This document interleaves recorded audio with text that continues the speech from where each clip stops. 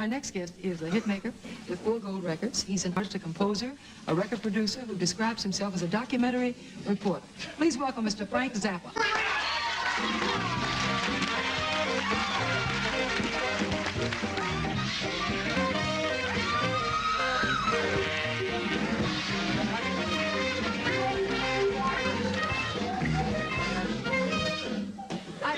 I said, I'm going to tell you, this is a very enthusiastic audience, and you'll feel warmly welcome the entire time.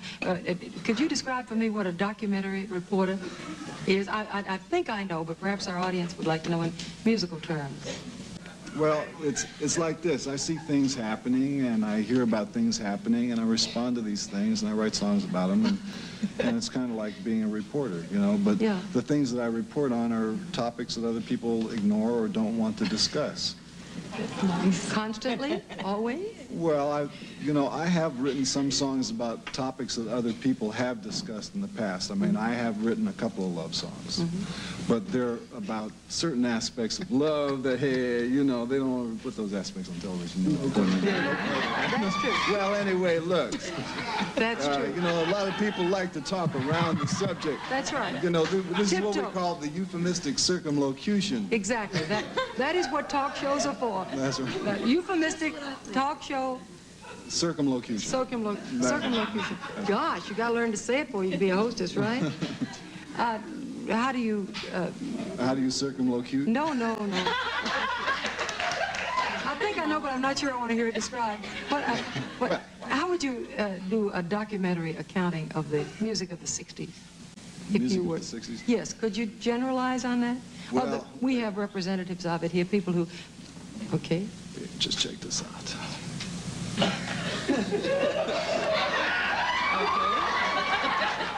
Okay. Well, in order to talk about the 60s...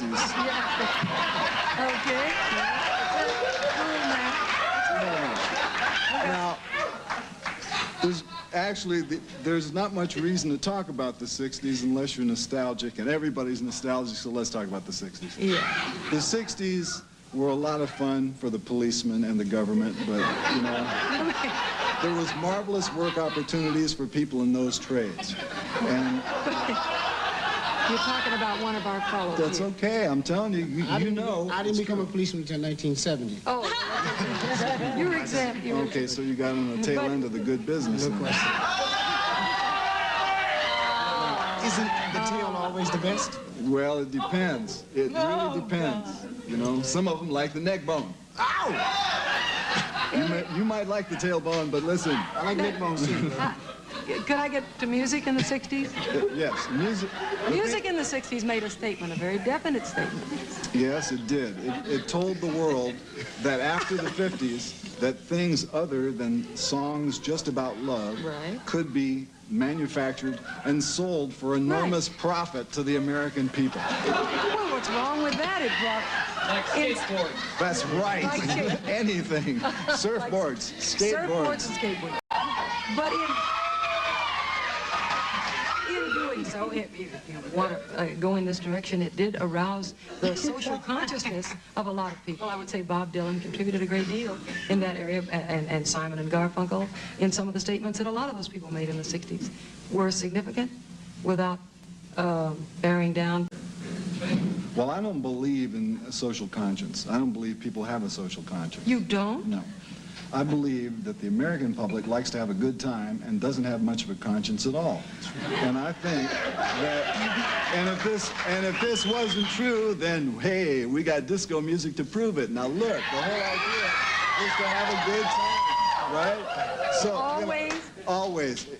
I think if you find an American who says he doesn't want to have a good time, he's a communist. Of course. And we all want to have a good time, and we all want to feel good. That's right. And we all want to feel joy. That's and right. we all want to feel love. That's right. Well, now, how is that compatible with what? With the kind of cynicism that you're talking about? The cynicism that I'm talking about, this is my own personal opinion. You know, I'm the kind of a person that tells you my opinions. Yes. Now, the thing about opinions is, if you already agree with me, then you'll agree with me, and if you don't agree with me, I'll never convince you. But I think That people only yeah, want I to have a very cynical attitude towards the American public's conscience, because if they had one, a lot of the bad stuff that is happening wouldn't happen. So we don't have a conscience, but we do like to have a good time.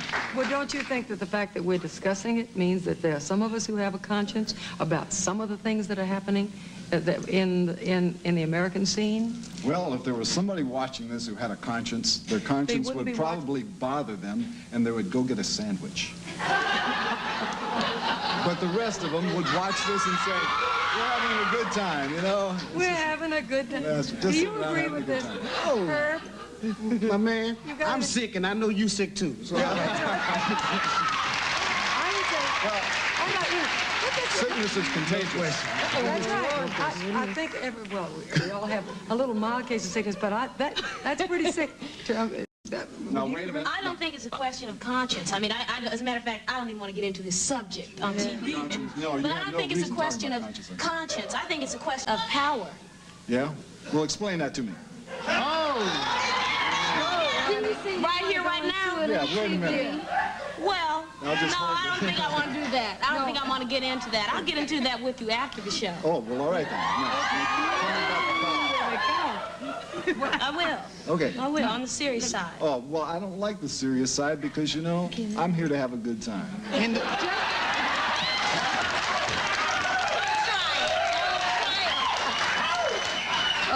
To have a good time and to make sure that everyone else has a good time. No, I can't make everybody else have a good time because there's some people who refuse to have a good time. On what basis how dare they refuse to have a good time? Because that is their inalienable right as an American person to not have a good time. To not have a good time. That's right. As a musical reporter, how do you feel about the, I'm scared to ask, I don't want to, about the music industry as a whole? Because, well, I mean, you have had a good time making a good living at the music industry. Well, let's talk about the music industry for a moment. Okay. The important word here is industry, not music. See? That's the key word.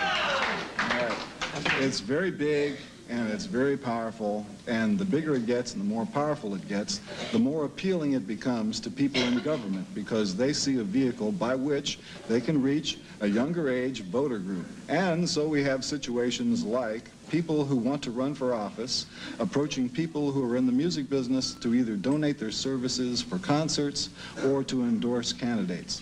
It started to happen during the last bunch of elections, and I'm sure it's going to happen a lot during the next bunch of elections. And every time you see a political figure in the presence of a person from the music business or from television or from the movies, you should smell a rat and get away from it. You mean because you think they've been paid off to support that person, or perhaps they have convictions in that area? There are very few times that I can imagine where convictions will play a part in it, and many times where there is pressure put on the artist, especially in terms of recording artists, where this joining of forces between the music people and the political people are to the advantage of both parties.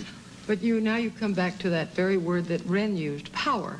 And I don't feel that an individual performer, and this is my own opinion too, I feel that when you make a statement as you have made, and as Herb has made, and as Jan and Dean and Ren and I have tried to make, that I don't feel anybody has that kind of power over me. I don't think anyone can induce me for any amount of money to perform for a candidate for whom I have no empathy, sympathy, or understanding. But that's you. Can I say this? Everybody has one thing, an opinion, and that's all you have. That's right. That's all you get. You have a... How do you feel, Mr. and Mrs. Gibbons? I don't know what he's talking about.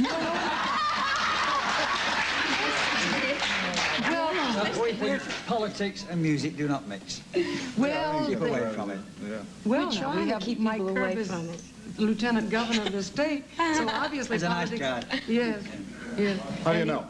He just told me. We'll be right back.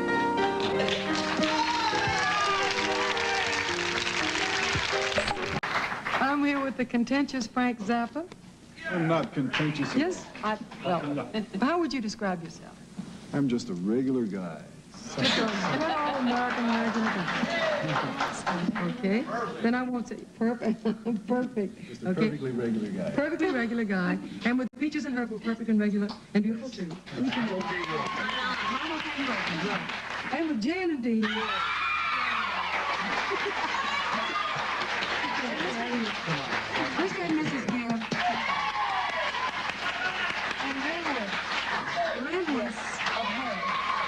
Really, I've known you since the Wiz, and we've done many shows together. It's all happening. It's all coming together. You got any fantasies? Any left at all? Oh, yeah.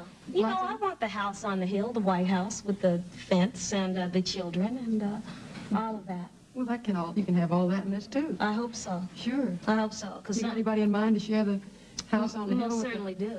Yeah. Well, okay. And you don't want to say, no, you don't have to say that. I don't know. Somebody said Frank Zappa. I don't know what Frank Zappa's complaining about. He got a country. He's got his own country? Go what? Go what? That was hot. That was hot. No, I want to hear it. No. I was being massaged at the moment. And loving. Oh, that means he'll be like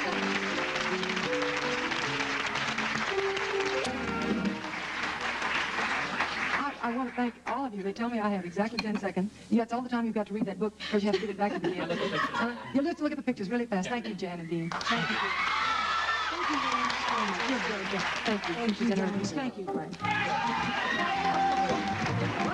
Thank you, Frank.